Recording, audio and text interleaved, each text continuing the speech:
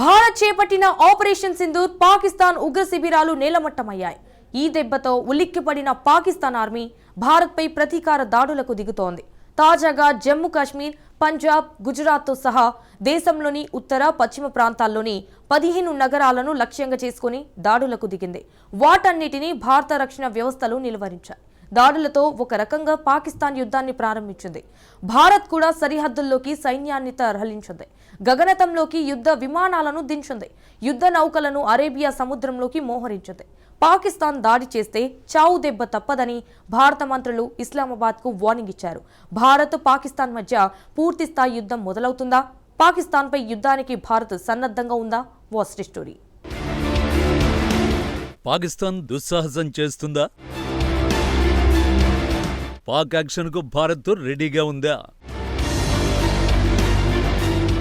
ఇస్లామాబాద్కు Bharat warning ఏంటి? Operation Sindoor దెబ్బకు పాకిస్తాన్ విలవిలలాడింది. పాకిస్తాన్ మిలిటరీ స్థావరాలపై కాకుండా కేవలం ఉగ్రవాద శిబిరాలను నేలమట్టం చేసింది. ఈ దాడులు పాకిస్తాన్ ఆర్మీకి నిద్ర లేకుండా చేసే ఇప్పుడు భారత్పై ప్రతీకారం తీర్చుకుంటామంటూ కయ్యానికి కాలు దువ్వుతోంది. చింత జచ్చిన పులుపు తగ్గలేదన్న చందంగా పాక్ రెచ్చిపోతోంది. ఆపరేషన్ సింధూర్ దెబ్బకు పాకిస్తాన్ కుదేలైనా ఆర్మీకి మాత్రం బుద్ధి రావడం లేదు. పాకిస్తాన్ ఆర్మీ ఉగ్ర తీరే మనల్ని జమ్మూ కాశ్మీర్లోకి తీసుకువెళ్తుంది. ప్రస్తుతం ఈ సరిహద్దు రాష్ట్రాలపై పాకిస్తాన్ వైమానిక దాడుల్ని ప్రారంభించింది. డ్రోన్లు, క్షిపణులు భారత్ వైపు దూసుకొచ్చాయి. సరిహద్దు ప్రాంతాల్లోని రాష్ట్రాల్లో వైమానిక దాడుల సైరన్ల మోత మోగుతోంది. జమ్మూ కాశ్మీర్, పంజాబ్, గుజరాత్, హర్యానా, రాజస్థాన్ రాష్ట్రాల్లోని పలు ప్రాంతాలను ఉగ్రదేశం టార్గెట్ చేసింది. అయితే భారత సైన్యం వాటిని సమర్థవంతంగా తిప్పికొట్టింది. పాకిస్తాన్ మొదట జమ్మూలోని పలు ప్రదేశాలను లక్ష్యంగా చేసుకుంది. ఆ తర్వాత దాడులను శ్రీనగర్కు మార్చింది. పాక్ వైమానిక దాడుల్ని అడ్డుకునేందుకు భారత వైమానిక రక్షణ వ్యవస్థ యాక్షన్లోకి దిగింది. ఎయిర్ డిఫెన్స్ గన్స్ తో పాకిస్తాన్ డ్రోన్లను, క్షిపణుల్ని కూల్చేసినట్టు ఆర్మీ తెలిపింది. పాకిస్తాన్ నుంచి వచ్చిన మొత్తం 50 డ్రోన్లను భారత్ కూల్చేసింది. ఉధంపూర్, సాంబా, జమ్మూ, అఖ్నూర్, నగ్రోటా, పఠాన్కోట్, జైసల్మేర్ ప్రాంతాల్లో వాటిని కూల్చేసినట్టు ఆర్మీ వెల్లడించింది.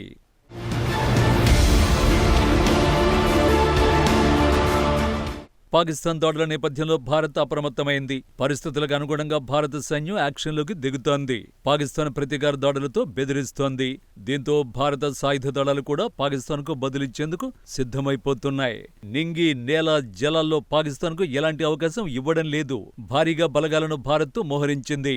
బహుళ అంచెల రక్షణ వ్యవస్థల్ని యాక్టివేట్ చేసింది. గగనతలంలో పోరాట దళం గస్తీని ముమ్మరం చేసింది. యుద్ధానికి ఫైటర్ జెట్లు సిద్ధంగా ఉన్నాయి. పలు భారత యుద్ధ నౌకలు జలాల్లో సిద్ధమయ్యాయి. వాటన్నింటినీ అరేబియా సముద్రం దిశగా భారత్ నేవీ తరలించింది. సరిహద్దులో పదాతి దళాలు యూనిట్లను ఆర్మీ మోహరించింది. సింపుల్ గా చెప్పాలంటే అన్ని రకాలుగా భారత్ సిద్ధమైంది. అంతేకాదు భారతదేశ న్యూక్లియర్ కమాండ్ కూడా హై అలర్ట్ అయింది. ఇది వ్యూహాత్మక దళాల కమాండ్. ఎలాంటి పరిస్థితినైనా ఎదుర్కొనేందుకు రెడీగా ఉంది. నిజానికి భారత్ యుద్ధానికి దిగడం లేదు, కానీ ముందు జాగ్రత్త చర్యగా సర్వం సిద్ధం చేసింది.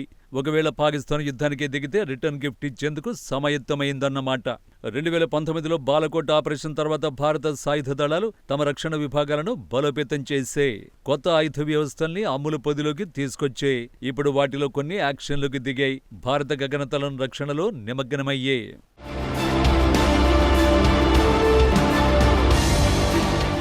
భారత సరిహద్దులో దుష్టదిశం ప్రయోగించే క్షిపణుల్ని అడ్డుకోవడంలో కీలక పాత్ర పోషించింది S-400. రష్యా తయారు చేసిన ఈ ఎయిర్ డిఫెన్స్ సిస్టమ్ బహుముఖ రక్షణ వ్యవస్థ. బాంబర్లు, ఫైటర్లు, డ్రోన్లు, బ్యాలిస్టిక్ క్షిపణులను ట్రాక్ చేసి S-400 వ్యవస్థ ధ్వంసం చేస్తుంది. 400 కిలోమీటర్ల దూరంలోని శత్రు దేశ మిస్సైళ్లను కూడా తుక్కు చేసి పడేస్తుంది. S-400 ఎయిర్ డిఫెన్స్ వ్యవస్థ భారత వైమానిక కమాండ్ అండ్ కంట్రోల్ గ్రిడ్ లో విలీనమైంది. ఈ గ్రిడ్ పూర్తిగా ఆటోమేటెడ్. ప్రత్యేకించి భారత గగనతలంలోకి గుంటనక్కలు ప్రవేశించకుండా అడ్డుకునే సింహంలా S-400 డిఫెన్స్ వ్యవస్థ నిలుస్తోంది. S-400తో సహా భారత్ వద్ద విస్తృత ఆయుధ వ్యవస్థ ఉంది. యుద్ధం వస్తే స్పందించేందుకు భారత కమాండ్ అండ్ కంట్రోల్ గ్రిడ్ రెడీగా ఉంది.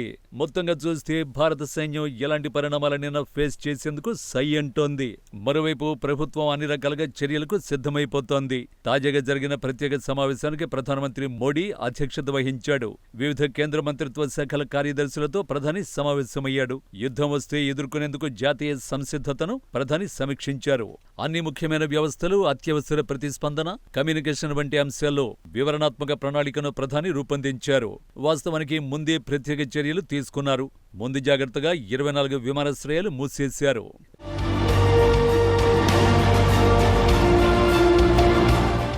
దేశంలోని 2 డజన్లకు పైగా విమానాశ్రయాల్లో వాణిజ్య కార్యకలాపాలను భారత్ నిలిపేసింది.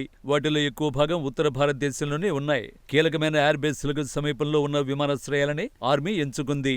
ఇప్పటి వరకు 400కు పైగా విమానాలు రద్దయ్యాయి. భారత్లో రోజువారీ విమాన ట్రాఫిక్లో 3% విమానాలు నిలిచిపోయాయి. మరికొన్ని విమానాశ్రయాలపై ఆంక్షలు అమల్లో ఉన్నాయి. పలు విమానాలు రీషెడ్యూల్ చేయబడ్డాయి. ఇక దేశంలో 244 జిల్లాల్లో మాక్ డ్రిల్స్ జరిగాయి. ఈ జిల్లాలో ముప్పు ఎదుర్కొనే అవకాశం ఉందని హోంశాఖ అంచనా వేసింది. నిజానికి ఇలాంటి డ్రిల్స్ 1971 యుద్ధం తర్వాత తొలిసారి నిర్వహించారు. ఇందులో వైమానిక దాడి సైరన్లు, విద్యుత్ కోతలు, రిహార్సల్స్, తరలింపులు, సైనిక కసరత్తులు, ప్రజా శిక్షణ వంటి కార్యక్రమాలు నిర్వహించారు. యుద్ధం వస్తే ఎదుర్కొనేందుకు మాక్ డ్రిల్స్ ఖచ్చితంగా ఉపయోగపడతాయి. మరోవైపు పాకిస్తాన్ దాడుల తీవ్రతను పెంచింది. రోగ్ కంట్రీ దాడులు మరింతగా పెరిగే అవకాశం ఉంది. తాజాగా పాక్ దాడులపై భారత విదేశీ వ్యవహారాల శాఖ మంత్రి ఎస్ జయశంకర్ స్పందించారు. పాకిస్తాన్ మరో దాడికి ప్రయత్నిస్తే భారత్ కౌంటర్ అటాక్ బీభత్సంగా ఉంటుందని వార్నింగ్ ఇచ్చారు. ఉద్రిక్తతల్ని తీవ్రతరం చేయడం తమ ఉద్దేశం కాదని, మాపై దాడులకు తెగబడితే మాత్రం భారత్ దెబ్బ ఊహించని విధంగా ఉంటుందని జయశంకర్ తేల్చి చెప్పాడు.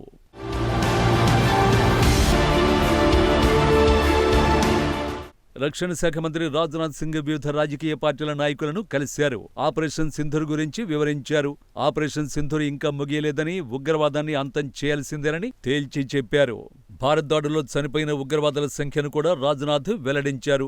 ఆపరేషన్ సింధూర్ దాడుల్లో 100 మంది ఉగ్రవాదులు అంతమైనట్టు వెల్లడించారు.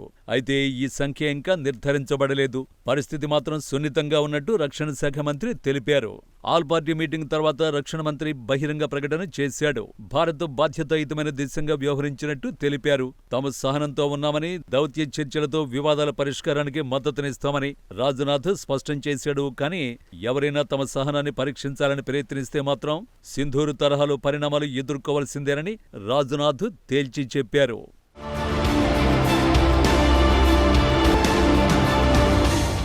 మొత్తంగా తాజా పరిణామాలు చూస్తే యుద్ధం విషయంలో భారత్ వెనక్కి తగ్గే అవకాశం లేనట్టే కనిపిస్తోంది. ఇస్లామాబాద్కు ఢిల్లీ స్పష్టమైన సందేశం ఇస్తోంది. భారత్పై మళ్లీ దాడికి తెగబడితే మాత్రం భారత దళాలు ఎదురుదాడికి సిద్ధంగా ఉన్నాయి.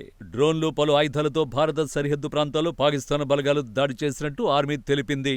పాక్ డ్రోన్లను సమర్థవంతంగా తిప్పికొట్టినట్టు స్పష్టం చేసింది. ప్రజల భద్రత, దేశ సార్వభౌమత్వం కాపాడేందుకు ఎల్లవేళలా కట్టుబడి ఉన్నట్టు ఆర్మీ తెలిపింది. పాక్ దుర్మార్గపు కుట్రలకు సత్వరమే స్పందించేందుకు సిద్ధంగా ఉన్నామని ఆర్మీ స్పష్టం చేసింది. పాకిస్తాన్ యుద్ధాన్ని ఎంచుకుంటే మాత్రం భారత బలగాల సమాధానం బలంగా, అత్యంత వేగంగా ఉంటుందనడంలో ఎలాంటి సందేహం లేదు.